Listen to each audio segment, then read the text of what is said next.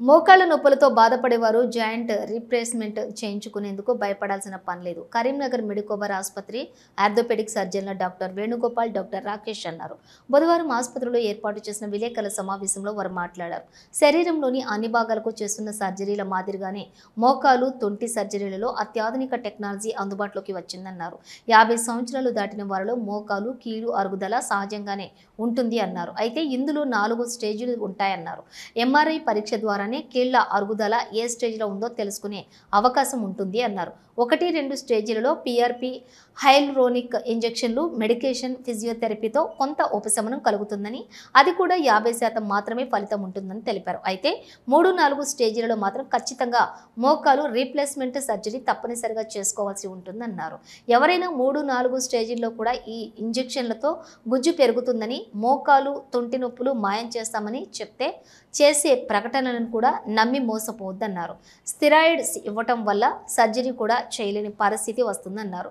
ఇలాంటి ప్రయోగాలు సురక్షితం కాదని, డయాబెటిక్, ఇతర దీర్ఘకాలిక వ్యాధులు ఉన్న వారికి వీటి వల్ల మోకాళ్లలో ఇన్ఫెక్షన్లు వచ్చే ప్రమాదం ఉందన్నారు. టోటల్ తుంటి జాయింట్ రీప్లేస్మెంట్ తోటి 90% సక్సెస్ రేటు ఉందన్నారు. మోకాళ్ల నొప్పుల కారణంగా నడక మానేస్తే లేనిపోని ఆరోగ్య సమస్యలు కూడా వస్తాయని, అలాంటి పరిస్థితి రాకుండా ఉండాలంటే సర్జరీ చేసుకోవడమే మంచిదన్నారు. పెయిన్లెస్ సర్జరీలు అందుబాటులోకి వచ్చాయని, మోకాలు అరుగుదల సమస్యలు ఉంటే స్పెషలిస్ట్ వైద్యులను సంప్రదించి చికిత్స తీసుకోవాలన్నారు.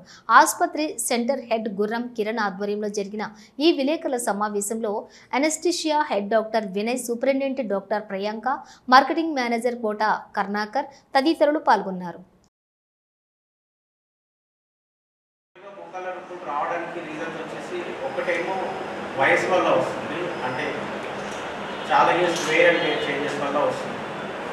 రెండోది కొంతమందికి కీలవాతం అంటే మోకాళ్ళ నొప్పులతో పాటు మిగతా చిన్న చిన్న వేళ్ళలో అట్లాంటి కీలు కూడా ఇన్వాల్వ్ అయితే అప్పుడు కీలవాతం వల్ల వచ్చిన మోకాళ్ళ నొప్పులు. ఇంకా థర్డ్ రీజన్ వచ్చేసి కొంతమందికి ఇంతకుముందు ఏదైనా కింద పడడం కానీ, యాక్సిడెంట్ కానీ అట్లా అయినప్పుడు మోకాళ్ళలో డ్యామేజ్ అవుతాయి, అట్లాంటివి తొందరగా అయ్యే ఛాన్సెస్ ఉంటాయి. సో ఇవి మెయిన్గా మోకాళ్ళ నొప్పులు రావడానికి ఈ మెయిన్ రీజన్స్. ఇంకా చిన్న చిన్న రీజన్స్ కూడా ఉంటాయి. సో వీటికి ట్రీట్మెంట్ ఎలా ఉంటుంది, లేకపోతే రాకుండా ఉండాలంటే ఏం చేయాలనేది ఎక్స్ప్లెయిన్ చేస్తాను. మెయిన్గా రాకుండా ఉండాలి అంటే మనం ఎప్పుడైనా మోకాళ్ళ నొప్పులు ఎక్కువగా రాకుండా ఉండాలంటే వాటిపైన స్ట్రెయిన్ పడకుండా చూసుకోవాలి. అది కాకుండా తుంటి జాయింట్లో ఒక ప్రాబ్లం వస్తుంది, avascular necrosis of hip joint అంటారు. అంటే ఈ మధ్యకాలంలో కోవిడ్ తర్వాత మనం చాలా ఎక్కువ చూస్తున్నాం. అంటే తుంటి జాయింట్కి మన బ్లడ్ సప్లై తక్కువ అవడం వల్ల ఆ తుంటి జాయింట్లో ఉన్న బాల్ కొంచెం కరిగిపోతుంది. దాన్నే మనం ఏవాస్కులర్ నెక్రోసిస్ ఆఫ్ హిప్ అంటాం.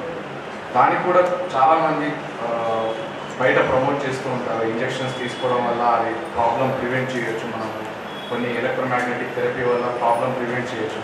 అలాంటిది ఏది స్టడీస్ లేదండి. దానికి కూడా 4 స్టేజెస్ ఉంటాయి. Stage 1, stage 2, stage 3, stage 4. Stage 1లో కానీ స్టేజ్ 2లో ఉన్నప్పుడు కొన్ని ప్రివెంటివ్ సర్జరీస్ ఉంటాయి. కోర్ డీకంప్రెషన్ అంటాం, ప్లస్ పేషెంట్ని బోన్ మీద ఆస్పిరేట్ తీసుకుని మళ్ళీ అక్కడ ఇంజెక్ట్ చేయడం వల్ల అది కూడా మళ్ళీ ఈక్వివల్ రిజల్ట్స్, అంటే ప్రోవెన్ బెనిఫిట్ లేదు, కానీ ఒక 50-50 ఛాన్సెస్ ఉంటుంది దానికి ప్రోగ్రెస్